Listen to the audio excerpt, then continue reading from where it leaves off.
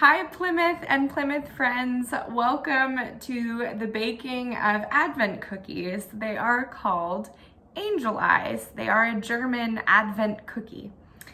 And we're only about a week into Advent. I don't know if you've noticed that. Only a week and I'm already feeling it. This waiting time, this anticipation, expectant waiting.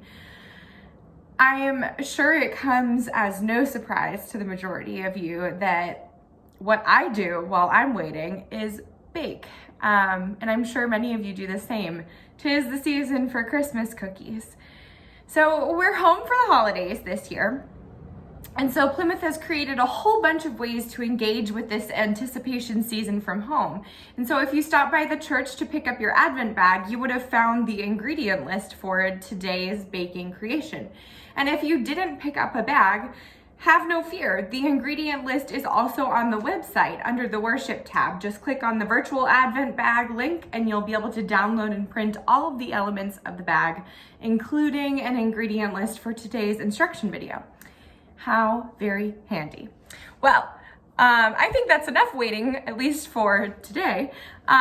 So let's get started. We're gonna gather your materials first. So what you're gonna need is 5.3 ounces. So it's 150 grams of butter that is softened. So just leave that out on the counter for a little bit. If you aren't measuring in grams, that's about 10.5 tablespoons. It's a German recipe. And so a lot of them use grams. A lot of other countries other than ours use grams. You're gonna need a 1/2 cup of confectioners sugar, so I've got that right here. 2 medium egg yolks right here in this bowl. A teaspoon of vanilla extract. The zest of 1 lemon. 1 3/4 cups, that's 240 grams of all-purpose flour. Some salt, jam or jelly, and then a little bit of more confectioner's sugar to dust on the top. We won't get to all of these right now, but just have those things handy. So as I said, you might have noticed that the ingredient list has some elements listed in grams, and I did do some converting for you. However, if you don't have a kitchen scale, I highly recommend it, especially for baking. It's so much more precise when you can use weights instead of our vague cups and 1/2 cups and things like that. My kitchen scale, I think, was only like $10. So it's worth every penny, and it's so easy to be able to change the unit. It's great. I use it all the time. So let's add the confectioner's sugar to the bowl of your mixer. Again, as always, you can do this by hand, but I love any chance to use my awesome pink KitchenAid. So we're adding to the butter the 1/2 cup of confectioner's sugar. And we're gonna cream those together. So let's get started. Start out slow. Everyone's made that mistake before.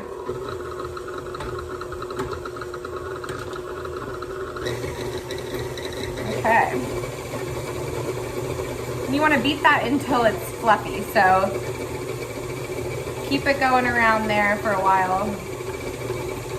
You're going to want to scrape down the bowl at least a couple times because it's not that much in there. I don't know if anyone else has noticed that when there isn't that much in the bowl, it actually takes a little bit longer. So scrape down that bowl a couple times. Not fluffy yet.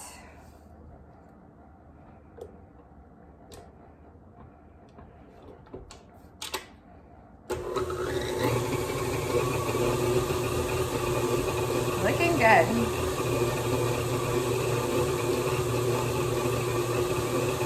So if you want to gather your next ingredients, once this gets fluffy, we're going to add the vanilla, and we're going to add the egg yolks, and then the lemon zest. I'm going to get my vanilla out.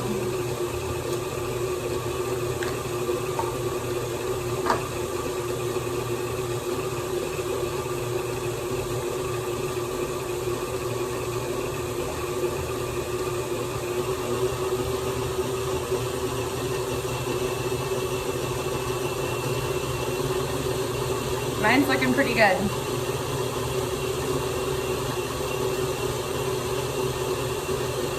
There's a few things that smell really delicious. One is onions and garlic cooking on the stove.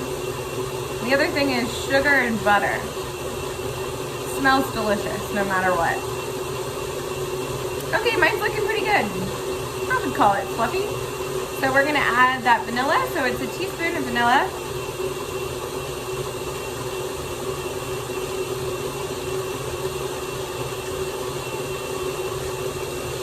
Make sure you add it slowly if you're going around as fast as I am. Especially if you're wearing a white sweater.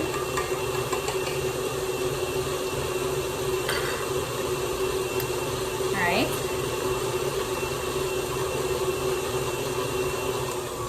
We'll slow it down. We'll add those 2 egg yolks.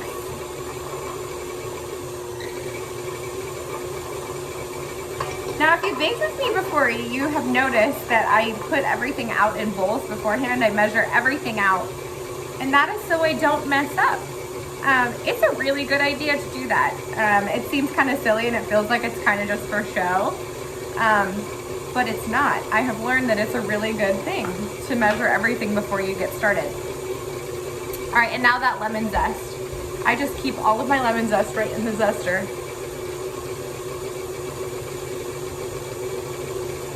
So add that in.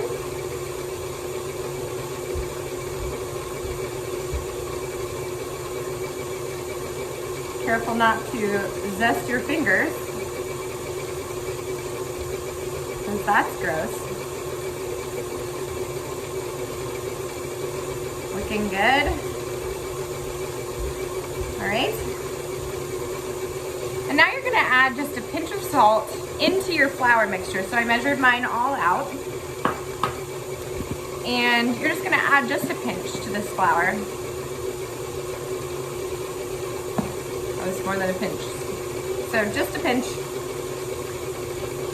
And remember, if you don't have unsalted butter, to not add salt, or at least just a little tiny bit. So now we're just gonna whisk this together a little bit.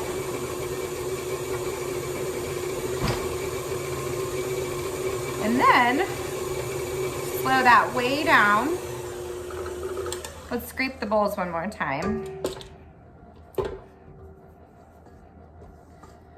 Make sure you got it all in there.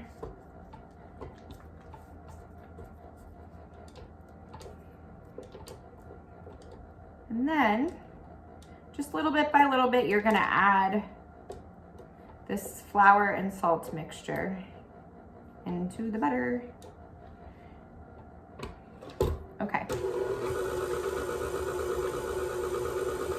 So after you've whisked that in, we're adding the dry ingredients. So just a little bit at a time. And now you're gonna notice that it's gonna be a pretty sticky consistency. And that's okay.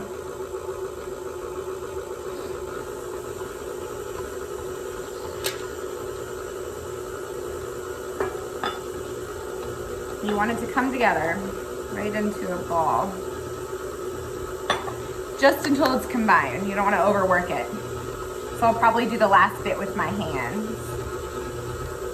I'm gonna get all the last of this butter off the spatula.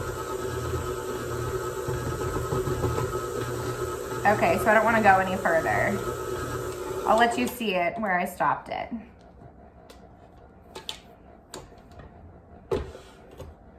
So you can kind of see it starting to come together a little bit. Let's get all of this. Gonna get a little dirty. All right. So let's pull that off. I'll let you see this. So this is what it looks like. You don't want to overmix. And then let's get this together. And if you were smart, which I wasn't, you would get out your plastic wrap before we started kneading this together. So you could plop it right on there.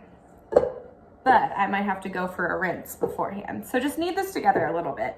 And it's really sticky. It's sticking to your hands and everything. And that's okay. Looking good. Scrape it all off the sides. Get as much of it as you can.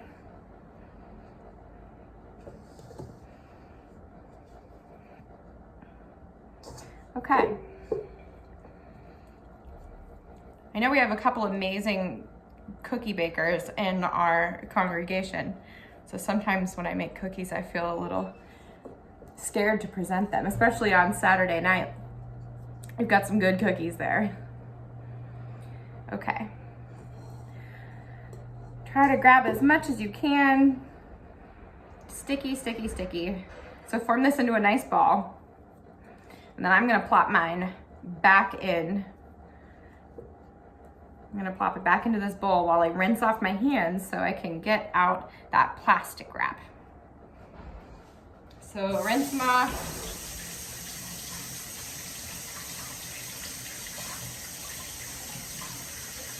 You get to stare at my messy kitchen. Okay, so we're gonna grab some plastic wrap.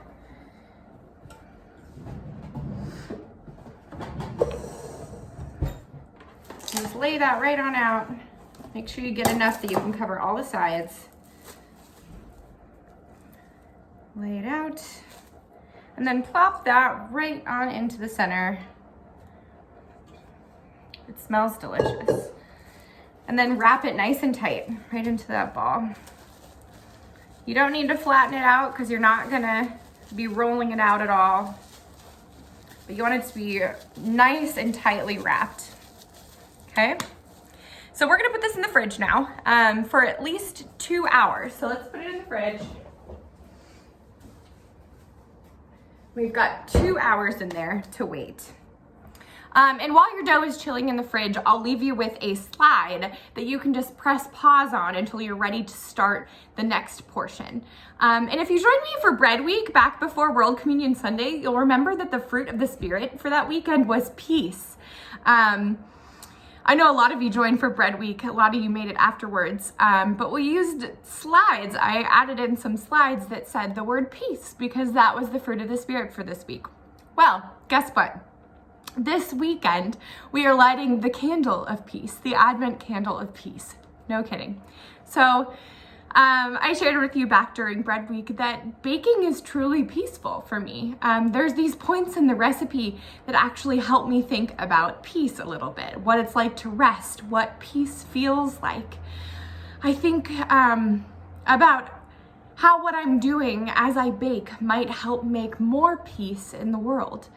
So I invite you into those questions for yourself while your dough is resting and chilling in the fridge. It's resting in there for 2 hours, resting, chilling. Let's spend some time with peace. Maybe light your candle on your wreath and take some time in prayer with God. Yeah, I'll see you back in 2 hours or so. And you can go ahead and pause on the next slide until you're ready to start the next portion. I'll see you soon.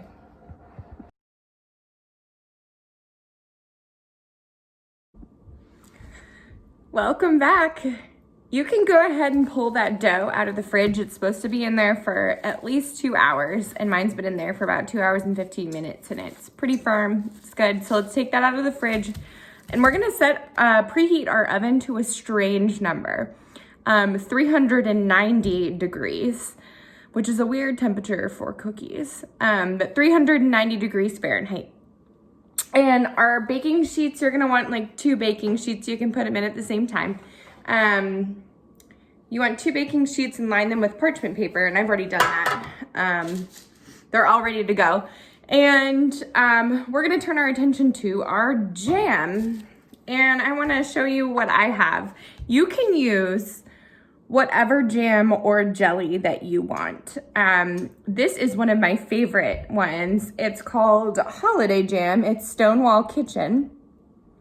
I actually use this jam for an apple pie recipe that I have. And some of you back last fall joined me for a pie demonstration. We made pie together in Waveland Hall, and that was using this jam and that recipe that it calls for. but you can use whatever jam that you want. This is kind of one of those recipes where you can use up whatever is in your refrigerator. Anything really tastes good in these. And what you're gonna do is you're gonna, if it's a little chunky, just stir it up because you want a thinner consistency. And so all you have to do is really stir it. So give it a stir. If you're using jam and you don't like seeds, you can always take those out. I like it with seeds too. This jam does have some seeds in it, not too many. So stir that up, give it a little bit of a good stir to get that consistency right. And then we're gonna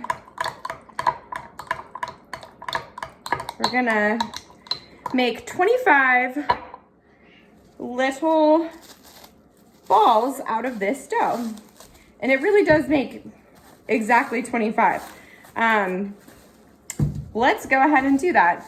You're gonna make 25 little balls, and in the middle of each one of those walnut-sized balls, you're going to make a little hole. And you can, so here it is, just this size. And you can use your thumb, you can use the back of a spoon. I'm going to use, I actually have this citrus juicer, and I'm gonna use the end of this to do it. But this is what we're gonna do, is just press a little hole into the middle of these cookies. So it'll look a little bit like this. Okay, so I am going to speed this up a little bit, hopefully. And we'll get through all 25 of these. I'll see you soon.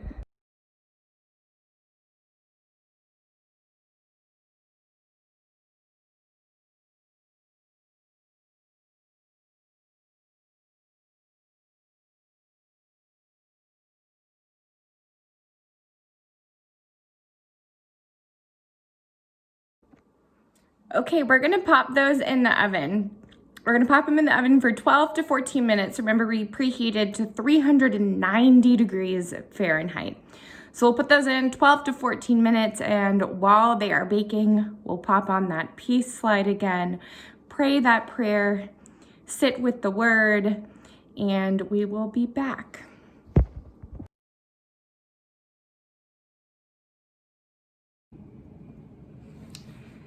Mine are out of the oven. It took them exactly 13 minutes. You want that jam on top to start bubbling a little bit, and then it will flatten out on the top. So you'll get a nice flat like this.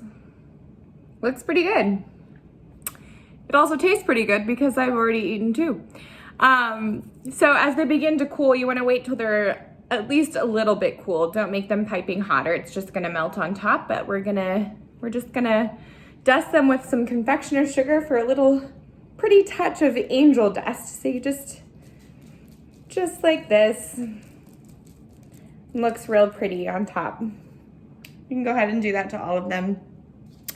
And we did it. These are angel eyes cookies. Put them, look how pretty they are. You might be thinking, these are basically just thumbprint cookies, and you would be right.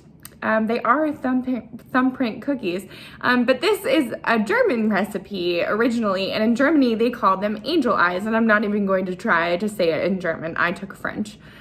Germans actually have all sorts of funny names for their pastries. Have you ever heard of cat tongues? That's also a German pastry. So I was drawn to this recipe for Advent for a few reasons. One, it's because it's really simple and delicious, and so it's good for one of these videos. The second reason is angel eyes sounds like a wonderful way to think of the ways in which baking and our faith comes together, especially during this Advent season, which is exactly what I like to do. And three, I chose this recipe because they aren't just Christmas cookies. They are Advent cookies. And this recipe makes 25 exactly walnut-sized cookies. And guess what? Some say that as these cookies age, they actually get better. Eating one a day, if you can actually hold off until Christmas.